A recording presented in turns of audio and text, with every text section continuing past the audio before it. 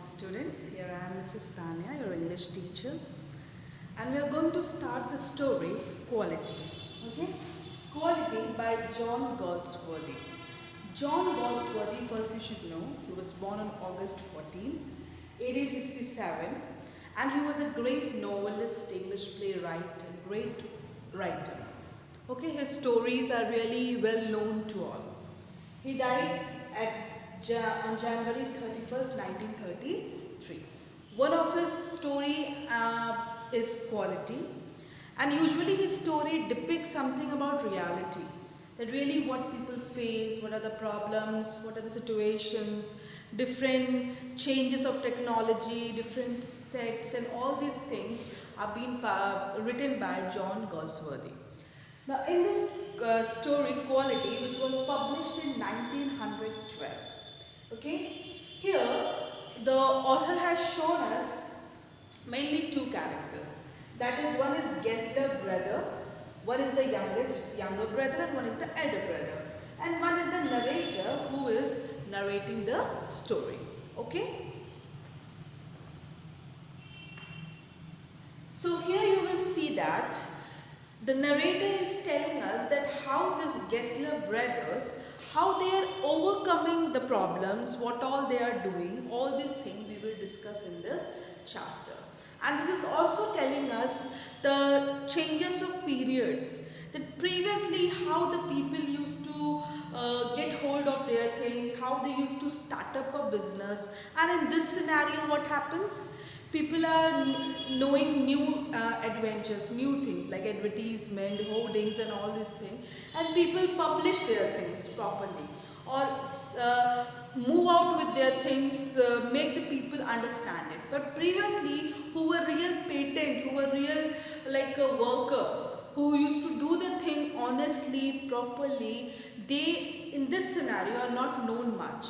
But who are involving the duplicate things with the different item, with the different things, and only for making money they are surviving, they are growing more and more in their life. So the truth or the reality or the quality of the things is not observed now.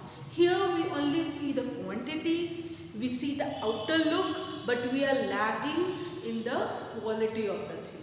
If you take the example of a thing, in thing also we are lagging the quality, or if you take the example of a human being, there also we lag in the quality. We are not seeing the quality, we are seeing the external look, the quantity.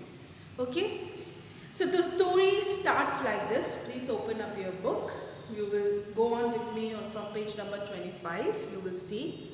The story starts, I knew him from the days of my extreme youth. Now who is saying this? The narrator.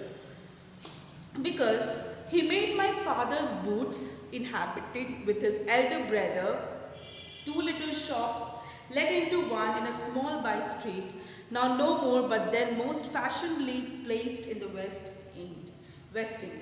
Now what is happening? He is telling about his extreme youth when he was young.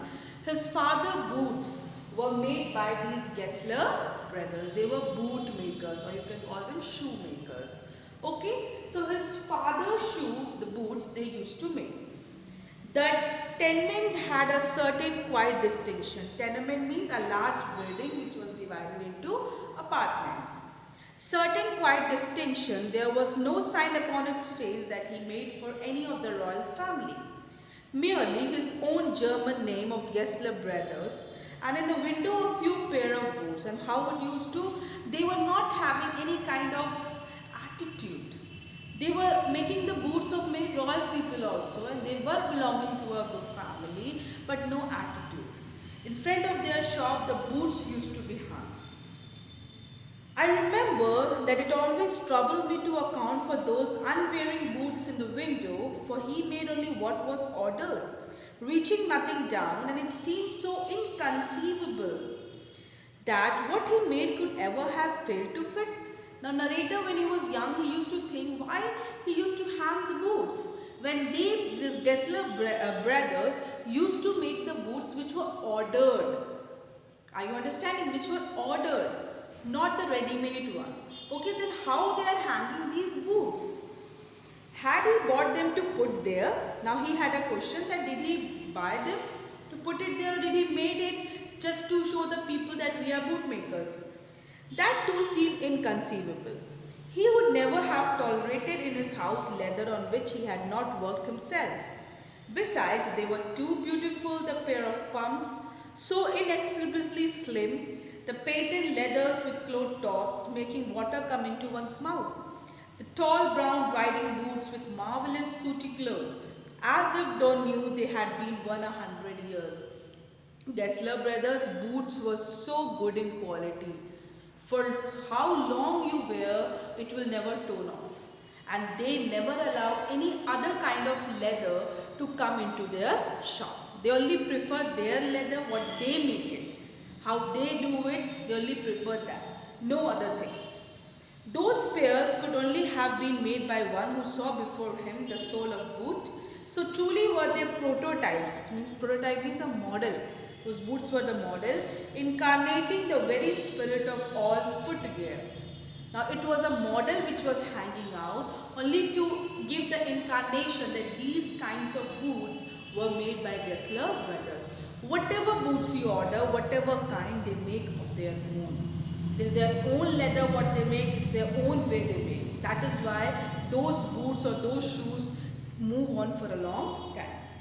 These thoughts of course came to me later, though even when I was promoted to him, at the age of perhaps 14, some inkling haunted me. Inkling means an idea. Haunted me of the dignity of himself and brother. So he thought that I should know about them. What is their dignity? For to make boots, such boots as he made seemed to me then and still seems to me mysterious and wonderful. The narrator was really shocked that these boots really seems wonderful, mysterious. It was something different from the other shoes, something different from the other boots, something mysterious. I remember well my shy remark one day while stretching out to him my youthful foot. Now he showed his foot that he wanted to make the boot. He showed his foot. Isn't it awfully hard to do, Mr. Gessler? And his answer given with a sudden smile from out of the sardonic redness of his beard. Sardonic means mocking. Redness of his beard, it is an art. It is an art. He wrote there, it is an art. Now you can see the certain sentence here. It is written in their language. The slang language, what they used to use, but English meaning is something. It is an art, but it actually is, it is an art. Himself he was a little as if made from leather, with his yellow crinkly face and crinkly reddish hair and beard, and neat folds slanting down his cheeks to the corner of his mouth, and his guttural and one-toned voice, for leather is a sardonic substance. His look also was like a leather. It was not of great height and all. His looks were like that, hair all reddish and all, beard, and his sound is also very one-toned sound. Not fluctuating sound, one-tone sound. And he called leather is a sardonic substance and stiff and slow of purpose. And that was the character of his face, save that his eyes, which were grey blue, had in them the simple gravity of one secretly possessed by the ideal. But his eyes, his work used to seem that he is really an idealistic person. His mentality was so good. He was so idealistic kind of person. His elder brother was so very like him, though watery, paler in every way, with a great industry that sometimes in early days I was not quite sure of him until the interview was over. Then I knew that it was he. If the words I will ask my brother had not been spoken, and that if they had, it was his elder brother. He was not knowing that he was elder with whom he was talking, or the other one is elder.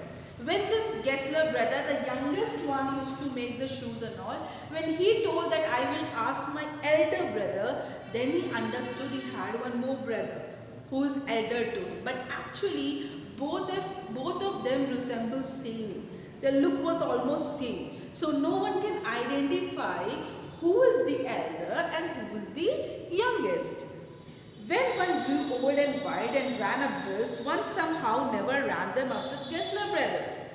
It would not have seemed becoming to go in there and stretch out one foot to that blue iron spectacled glance. owing him for more than say 2 pairs, just the comfortable reassurance that one was still his client. With Gessler brother, it was not much work.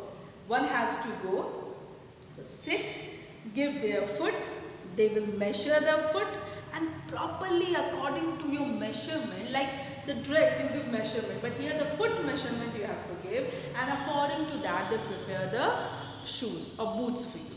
Okay, and they are very much idealistic in their making. They don't want any compromise in that.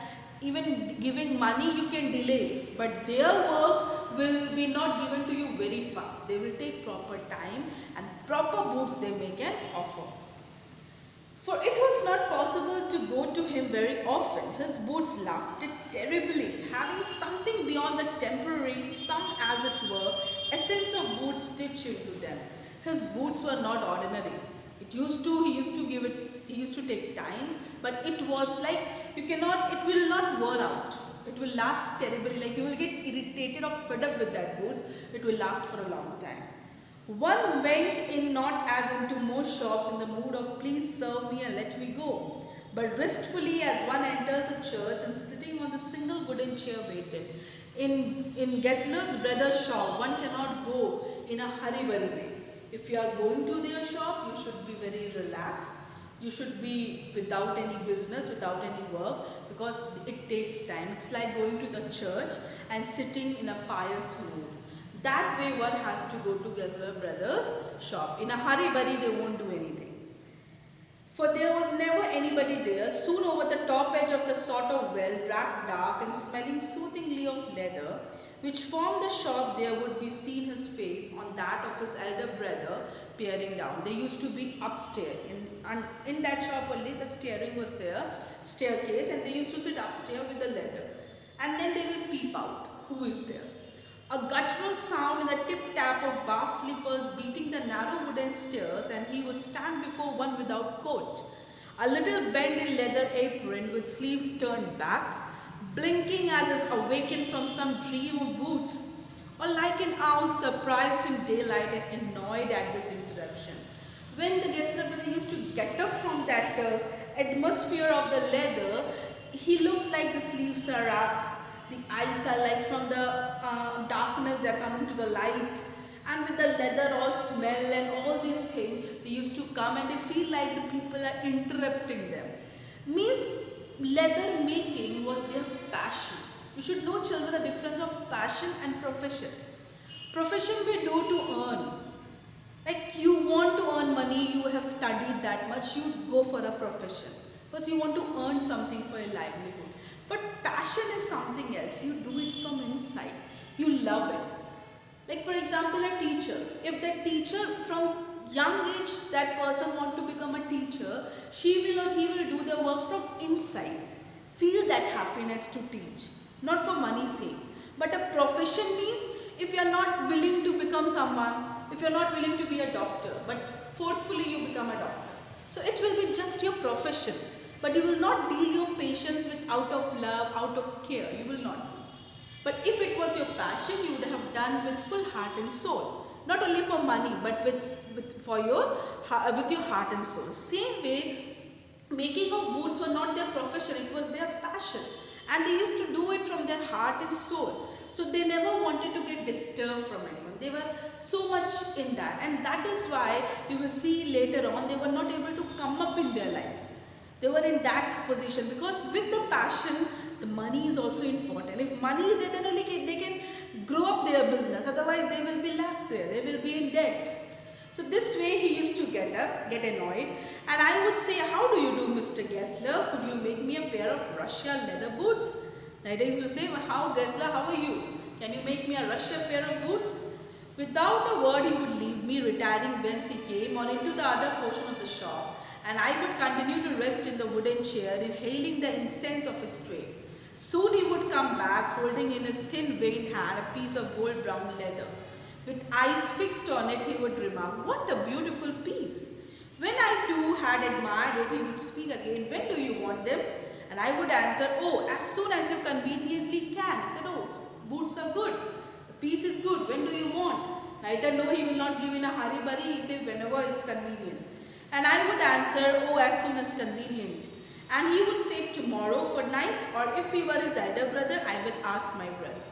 If it was his elder brother, he would say, I will ask my brother, or the youngest one, he would say tomorrow fortnight. Then I would murmur, thank you, good morning, Mr. Gessler, good morning. He would reply, still looking at the leather in his hand. And as I moved to the door, I would hear his tip-tap of his bast slippers restoring him up the stairs to his dream of boots. But if it was some new kind of footgear that he had not yet made me, then indeed he would observe ceremony, divesting me of my boot and holding it long in his hand, looking at it with eyes at once critical and loving. If he has not seen that leather, he would look for a long time, he would observe it, he would examine it and then take an action. As if recalling the glow with which he had created it and rebuking the way in which one had disorganized the masterpiece. He used to, what he has made, he used to see if someone have made it very bad, he used to rebuke it. What a masterpiece and how they have done it. Then placing my foot on a piece of paper, he would 2 or 3 times tickle the outer edges with a pencil, pass his nervous fingers over my toes, feeling himself into the heart of my requirements. He used to make the figure of his foot, he used to measure, he used to take the proper measurement, and then he would give him the time that this time you come, I will offer you the boots. And this way he was with his full heart and soul in making the boots. I hope this much is clear. So we have done this till page number 27. Remaining we will do in the next class. I hope it is clear about Gessler brothers. What was their quality, what was their work. They used to only focus on the quality rather than money or quantity. Okay? Thank you.